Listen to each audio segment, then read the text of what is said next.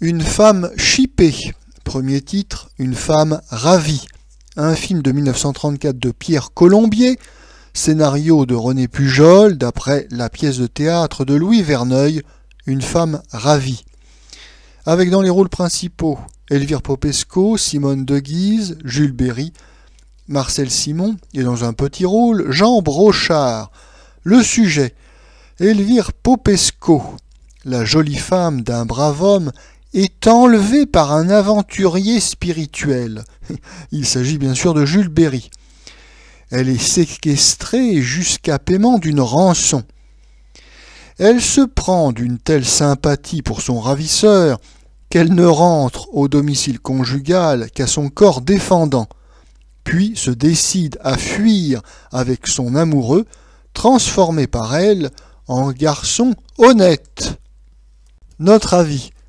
Dans les années 30, les rois du théâtre de boulevard sont, par ordre de préséance, le grand Sacha Guitry, puis Louis Verneuil et enfin Yves Mirande. Or, il se trouve que le cinéma parlant et sonore du début des années 30 raffole des pièces de théâtre de boulevard. Oui, près d'un tiers de la production cinématographique est en réalité des adaptations de vaudevilles parisiens à succès. Plus besoin d'être parisien pour aller voir les dernières pièces de théâtre à la mode ou bien pour redécouvrir les grands classiques du rire. Oui, grâce au cinéma, eh bien, c'est le vaudeville pour tous et il y a un véritable engouement, surtout en province, pour ce type de production. Cet engouement pour le théâtre filmé va susciter des réactions différentes chez les principaux grands auteurs du boulevard. Alors, Sacha Guitry, tout d'abord, se méfie un petit peu du cinéma parlant et sonore. Il trouve que tout ça, selon son expression, c'est du théâtre en conserve. Il attendra un petit peu, et ça n'est qu'en 35-36 qu'il va se lancer lui-même dans l'adaptation cinématographique de ses œuvres et avec le succès que l'on sait. Yves Mirande, qui n'a ni le talent ni l'honnêteté intellectuelle de Sacha Guitry, va essayer de se faire passer pour un grand réalisateur de cinéma en adaptant ses pièces, mais en réalité, il a recours à des collaborateurs pour mettre en boîte ses propres productions. Et quant à Louis Verneuil, il est plus honnête, puisque n'étant pas homme de cinéma, il va confier l'adaptation de ses pièces à des professionnels. Alors ici, il n'a pas vraiment de chance, car c'est René Pujol qui fait l'adaptation d'Une femme chippée. René Pujol est un auteur très vulgaire et médiocre, et le travail n'est pas de grande qualité. En revanche, il aura plus de chance dans cette pièce, Une femme chippée, avec le réalisateur.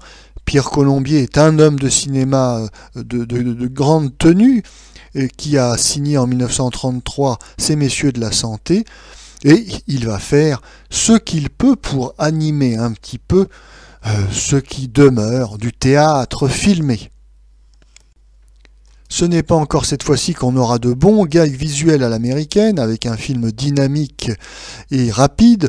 Non, il faudra se contenter une fois de plus d'un vaudeville typiquement français, avec ces lignes de dialogue plus ou moins spirituelles.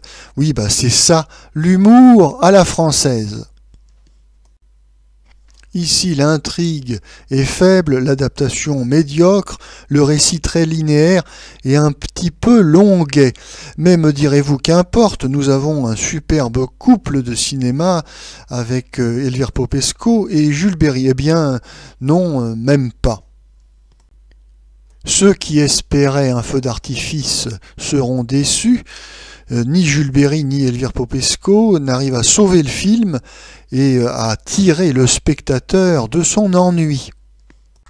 Certes, ils forment un bon couple de cinéma, d'ailleurs, ils tourneront 5 films ensemble, mais ici avec Une femme chippée, la mécanique comique n'est pas encore réglée. Ils n'ont pas encore mis au point leur numéro où Elvire Popesco répond aux gesticulations désordonnées de Jules Berry par des vociférations assez comiques en raison de son accent improbable et de sa syntaxe approximative. Il faut dire aussi que Jules Berry et Elvire Popesco sont des acteurs de cinéma débutants, puisque Une femme chippée n'est jamais que leur 4e film parlant et sonore. S'agissant de Elvire Popesco, il faut dire qu'elle était la compagne de Louis Verneuil et qu'elle avait déjà eu un grand succès au cinéma en 1931 avec Ma cousine de Varsovie, qui était une adaptation de la pièce de théâtre de Louis Verneuil. Et en réalité, elle avait repris au cinéma le rôle qu'elle avait créé sur les planches.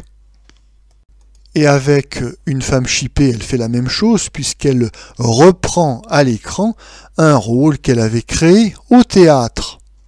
Mais malheureusement, cette fois-ci, le résultat est bien moins convaincant.